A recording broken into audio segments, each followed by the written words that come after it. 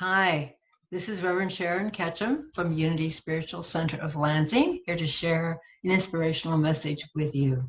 We are brought to you courtesy of the coronavirus. Otherwise, we would be meeting in person and there would be a lot of people around me instead of me sitting here talking to you. Just you and me here to explore our spirituality. We're going to start today, though, by coming together virtually with our dear friend Eddie Watkins and song we love of his, Come Together. Good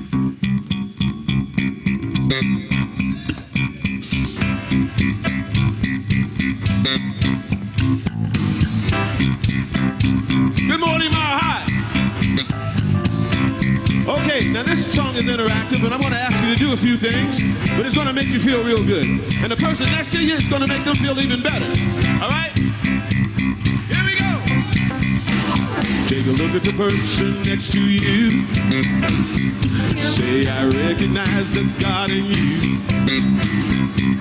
Now feel the love in the sanctuary. Lift your voice and repeat after me. We come together. We come together. We come together. In the name of love. We come together. We come together. We come together. In the name of love.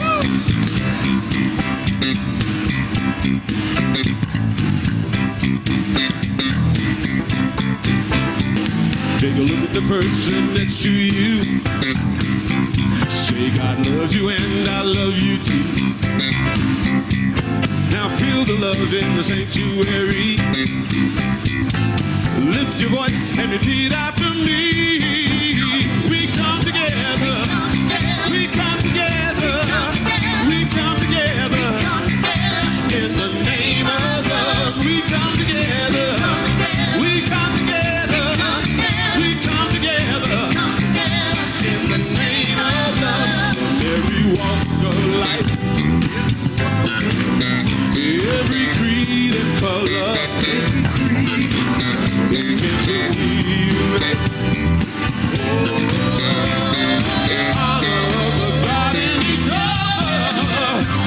Take a look at the person next to you. Say, namaste, I bow to you. Now feel the love in the sanctuary. Lift your voices and repeat after me. We come together. We come together. We come together. In the name of love. We come together. We come together. We come together in the name of love. Oh, we come together. We come together. We come together in the name of love. We come together. We come together. We come together in the name of love. We do come together in the name of love.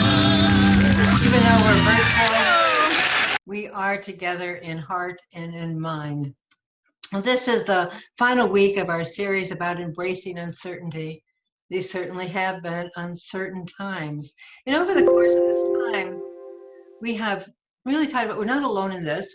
We are doing this together. And I don't think there's been a time in history when all of humanity was really doing something like this together, all of us having a vested interest in it.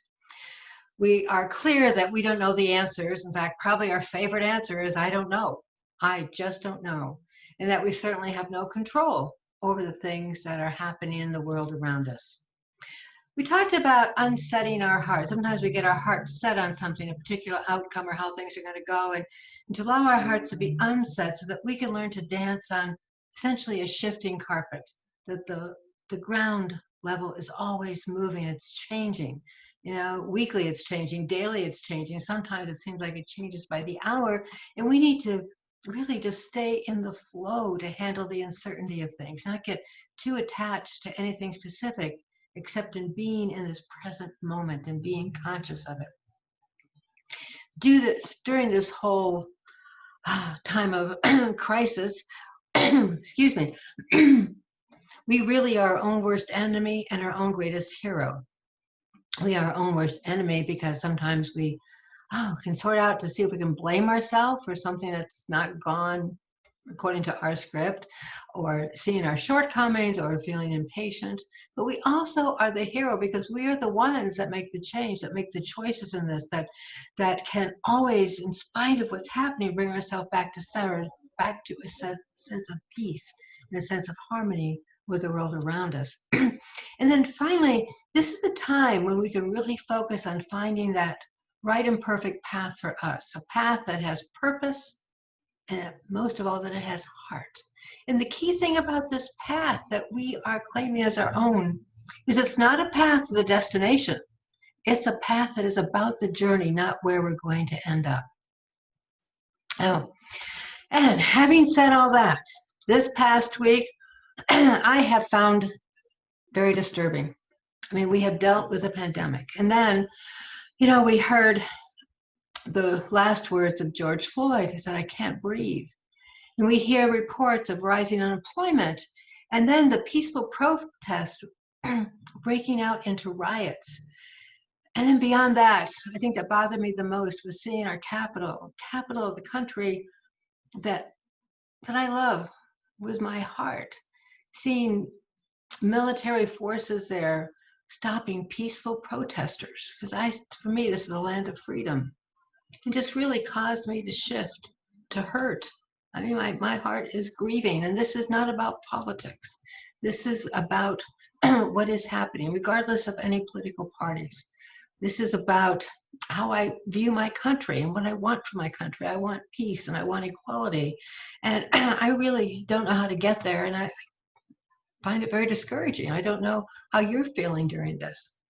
And listening to the news, sometimes it's just so addictive, I can't stop.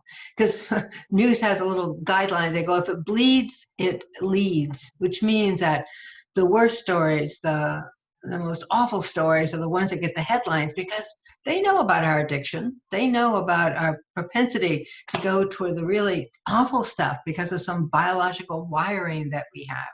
And it kind of reminds me of sometimes you see pamphlets that read this or you're going to die, or read this and or else you'll go broke. Okay, I don't know why we're not going to the big screen when I go out of that share. Okay, well, this is what it made me think of. This is my mind. Say I wake up in the morning and it's pretty clear. It's not perfectly clear because my mind's never perfectly clear. There's always little monkey thoughts going around. But then, I get up and I listen to the news, and this is the news. And it just goes right into my mind there. And yeah, yep, that's what it's like. All of a sudden, I cannot see clearly about anything. This is just an absolute mess. Yes, just not a fun place to be. And that's what it's like. My mind just gets so full of gook, fears, concerns, questions, anxiety. It's just not a pleasant state to be in. I don't know if any of you feel this when you watch the news, but it's really that muddy water, and it makes me kind of want to just stop watching the news. That's it. I'm over. I'm not going to be watching the news anymore. And a lot of New Thought people do that. Okay, I'm not watching the news because it's just always awful, and I don't want to put that into my consciousness. But we live in this world. This is the world we live in. And I think we have a responsibility to know what's going on so that we know what is ours to do. There's a quote that's often shared as being in the Bible, be in the world but not of the world. And interestingly enough, that quote itself is not in the Bible, but we often refer to it as a biblical quote because there's a lot of inferences to that in the Bible. But the one that comes to my mind is the one by the Apostle Paul in a letter that he wrote to the Romans. And he said, "Do not be conformed to this world, but be transformed by the renewing of your mind." Do not be conformed to this world. Do not be of the world. Don't let the world make you who you are.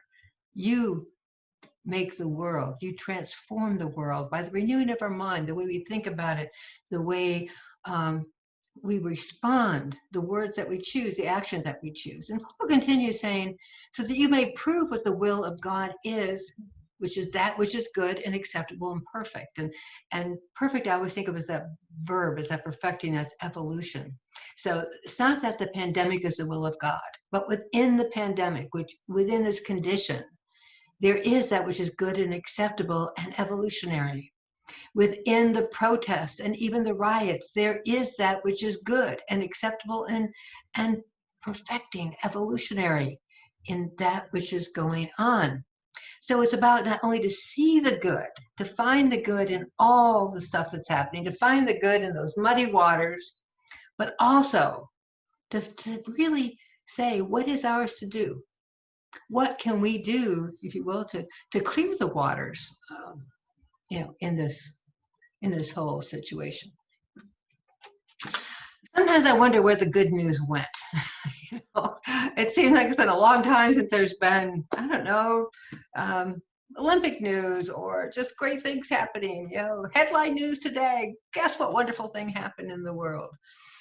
And there's a little saying that says, if you want to see if your life is working, place a mirror under your nose. If it fogs up, your life's working. In other words, you're still alive, so therefore your life is working. And, our life works in so many ways. We are amazingly blessed. Here in North America, we have such longevity, especially compared to our ancestors. We are enjoying a much longer life. We have medical advances that are just magical. I mean, they replace organs, for goodness sakes, in our bodies. We have certainly, for the most part, we have a good food supply. For the most part, we have shelter. One thing that's without question, we have incredible nature around us. There is such beauty, and this year, it has just done such a special job of being beautiful outside.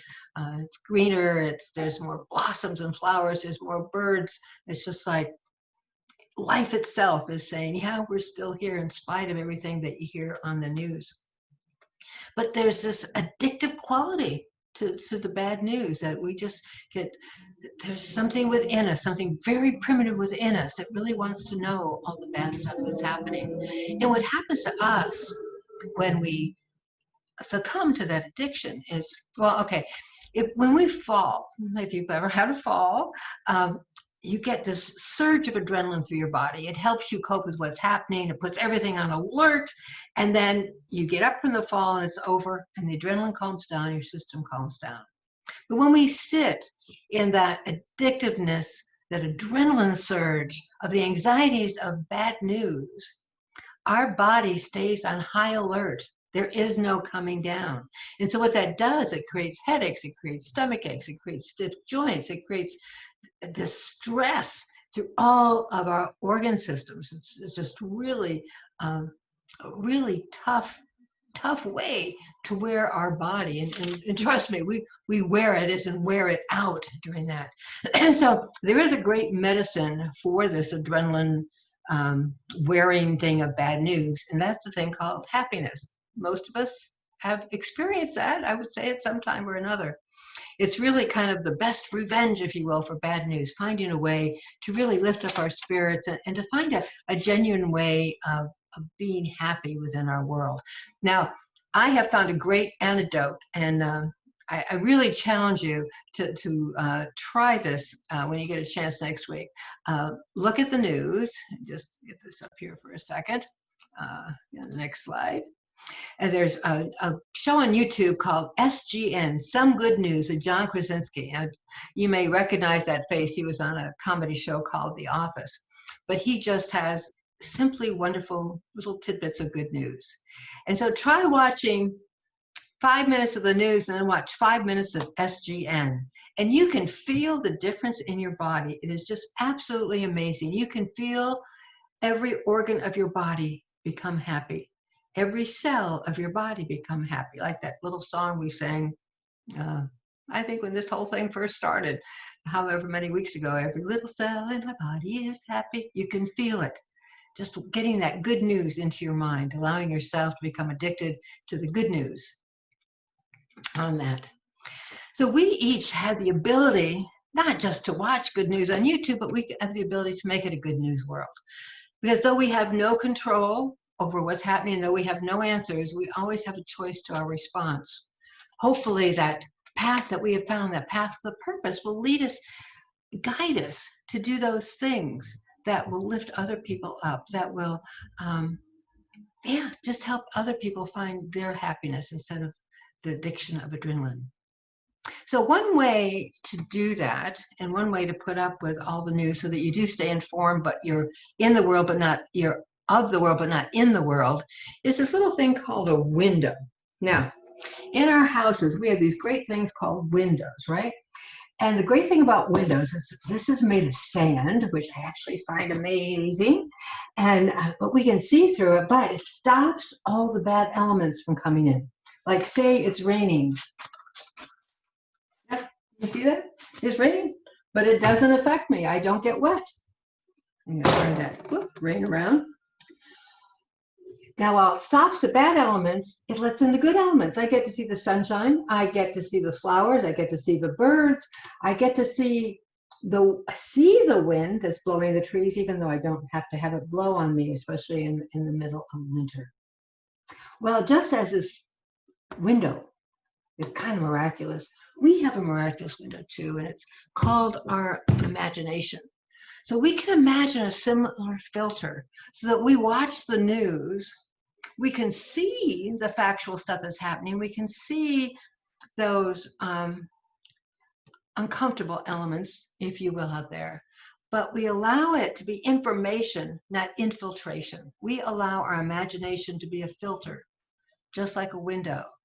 So it's only information, not infiltration. There's no reason we need to go on to a stress diet. We can go on a happiness menu instead and do something that'd be really good for our body. There's an indigenous Hopi elder, the White Eagle, that some of you may have read, and he just has this way of really summing things up in our world. And he calls this crisis time an opportunity that's either a hole or a portal. And he says if we sit there and consume news and just have little energy, we're so lethargic, we can't do anything, we're nervous, we're just in this adrenaline hyper all the time, but nothing's getting done. It's like we've fallen into the hole of the crisis. But if we take this time when we're thrown so many questions and we're disturbed, disturbing can be a good thing. It keeps us out of whatever rut that we may have found ourselves in. Allow ourselves to be disturbed enough to take a look at ourselves, maybe to rethink life. What's my life about? What am I going to do in the years that I have left? Maybe to rethink about death, my own mortality. And how do I take care of myself? How do I take care of others?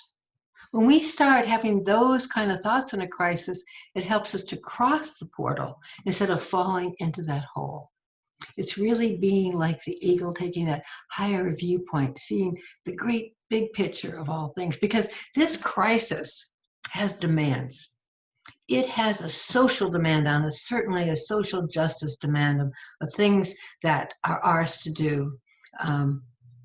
Being kind to our neighbor, to marches of protest, whatever it might be for us.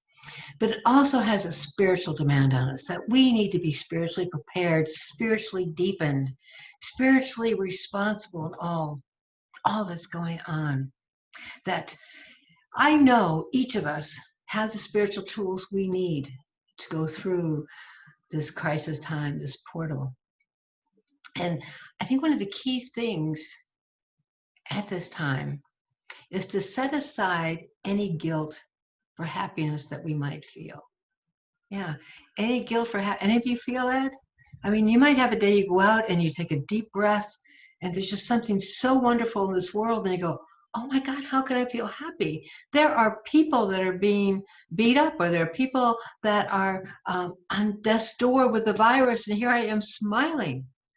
But I'm telling you that happiness is so important in a difficult time, because we are part of one, part of this race consciousness, and we can help lift everyone else up. We need to be the strength in this time so we can be strong for others. We need to be peaceful Find that way to be peaceful in. Find that way to have that close relationship with spirit, our spiritual nature, so that we can be that bright light, that higher vibration for others who may not be able to get there themselves at this time.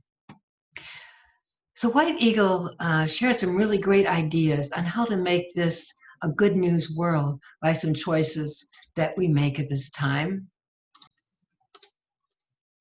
He said, perform vision-seeking rituals. Now, when's the last time that you did a vision-seeking ritual, whatever that might be for you? But as the world gets torn apart, the world that we've known gets torn apart to be rearranged, it's this time for us to start thinking about what kind of world do we want to build? What does it mean to have equality? What does it mean to have health? What does it mean to have food surety? We get to start visualizing, and in that visualization, we are open to that guidance to what we can do to help make it happen. We have the responsibility to be calm. If we're not, just calm down, to do our daily prayer work. I'm not telling you need to pray for an hour. I'm not telling you you need to go up to a mountaintop or into a cave far apart, but just simply to find those moments to connect with your highest self, your highest consciousness. Daily routines to meet the sacred. And you know, as we consciously set a routine to meet the sacred, set that as our intention every day, it starts seeping into everything we do. And we find out that everything we do is sacred because it truly is all God.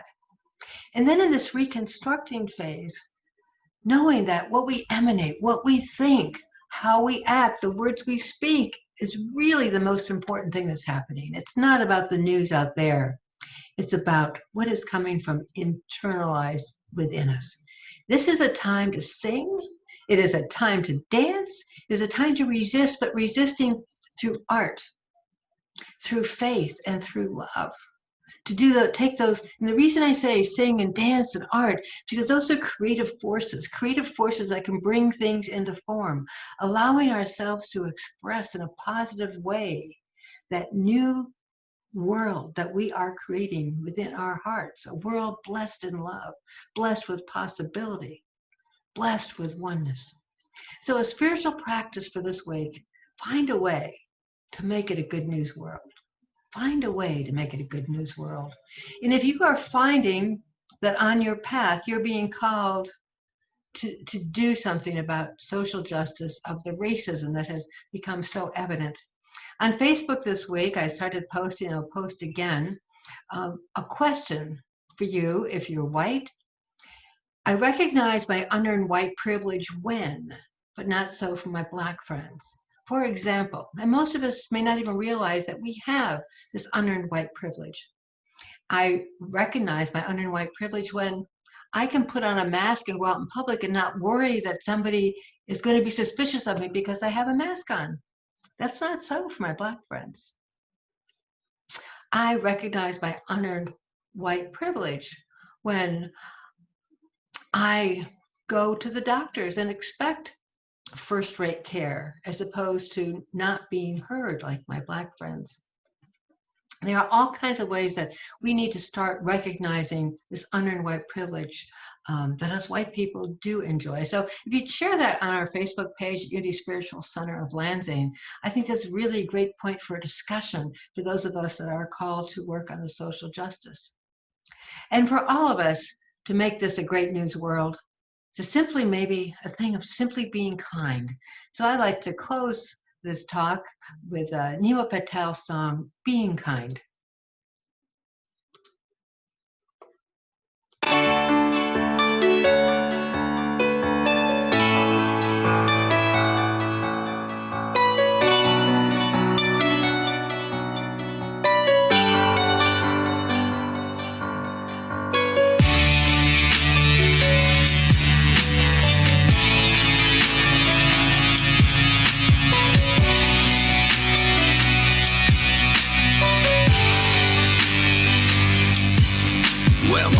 Starts sinking and I'm thinking, what's the reason why we holding back from being kind? What's the disease? But then I sense We are fine. It'll all happen. One small step at a time. When the world is full of violence and it needs a little kindness, I just sit and pray in silence, and God shows me the signs. Open my eyes, realize we are fine. One small act at a time. Last night I'm walking home and the homeless man says hello with a smile to let me know that he's got a lot of hope. He says, have faith, young man, we are fine. The world is kind. One small act at a time. Small acts we do together, even though maybe alone, changes the world for the better, so we can call it home. And this is life as we know, when our hearts are aligned, the magic that unfolds, one small act at a time. Throw your hearts up, let it fly high, let your love for all the world spread through the skies. Let it drop down, let it all go, spreading kindness to every single living soul. Can you see your love for me shining through? Cause what you see in me, I can see in you.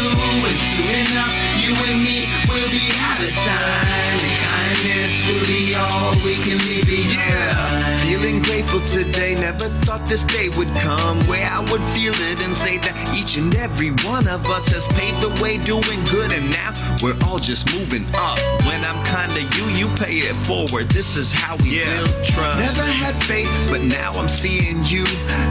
I wanna gift you my life, wanna spread love before I die. Thank you, God, for finally letting me realize when I serve man, I'm really serving you in disguise. Smiles everywhere, cause now everybody's got the bug. Ain't no life without the love. If it is, it ain't no fun. What we gonna do now? Just grab a friend and give a hug. Spread it out real wide so everyone can be touched. Throw your hearts up, let it fly high, let your love for all the world spread through the skies. Let it drop down, let it all go, spreading kindness to every single living soul. Can you see your love for me shining through? Cause what you see in me, I can see in you. And soon enough, you and me will be out of time, and kindness will be all we can leave behind. All we can leave behind. For you and I, kindness is all we can leave behind.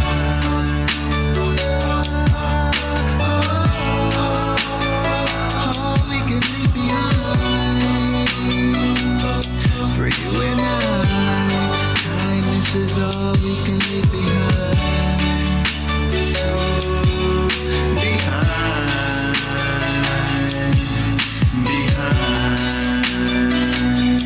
When all is said and done, kindness is all we can leave behind.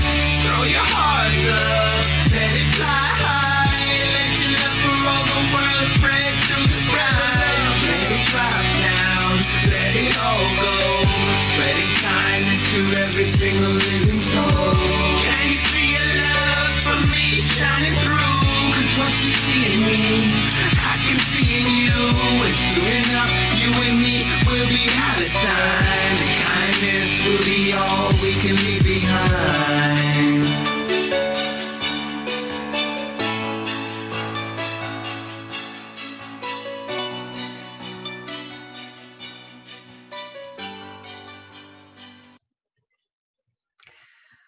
This is the time that we celebrate our prosperity. And I have to thank so many of you for continuing to support this ministry, supporting Unity Spiritual Center of Lansing. Know that though we're not meeting in person, we have never closed. We keep operating, we keep praying, we keep connecting in every way that we can discover how to in this new world. And donations are made sometimes online through our website, or also checks are sent in to our offices on Michigan Avenue. And also 20% of our tithes this month go to Haven House, our congregant's choice for this quarter. So that's such a joy. I did want to mention too that, in case I forgot to show this to you for the end of the talk, but just sitting here talking with you has helped clear my mind so much, just like this water cleared again. There's garbage on top and garbage on the bottom, right in the middle. we have some clarity. Isn't that what counts? So right now, I'm just going to invite us all to really appreciate our prosperity, to appreciate, oh, there are so many people that support each of us in so many different ways. Some are seen, some are unseen, but it takes a world to make our life as wonderful as it is, all the life that is around us. And so we go into our heart as we affirm divine love through me, blesses and multiplies all that I am, all that I have, all that I give, and all that I receive. I praise, give thanks, and am glad. And so it is. Amen. Yeah. Well, this is Unity on Demand, and I encourage you to go ahead and indulge in binge watches, our opening My Heart with music by Winna Lee and some affirmative prayers. And then there's a meditation a day that's going to give you a little challenge, because I'm going to really invite us to be into a group meditation, even though we might be in singles and doubles, and even seeing the meditation, participating at different times to bring us into that quantumness of now. And then, of course, join us for fellowship. It says May 31st, but it's also going to be June 7th too. So see you at fellowship, and we'll close with our favorite closing song, I Choose Love.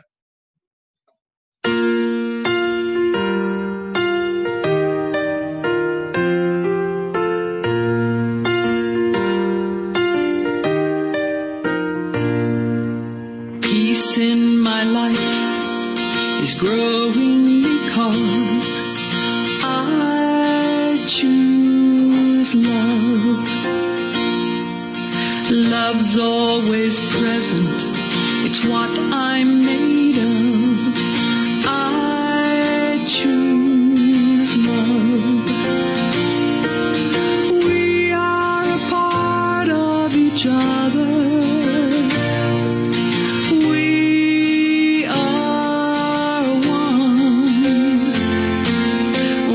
Tie that binds us, that can't be undone. I choose love.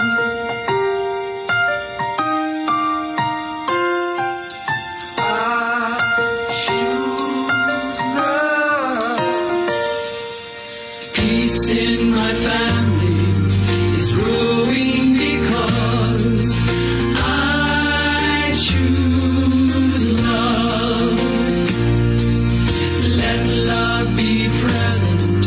It's what we're made of. I choose love. We are a part of each other. We are one. One loving family, sharing one sun. I choose.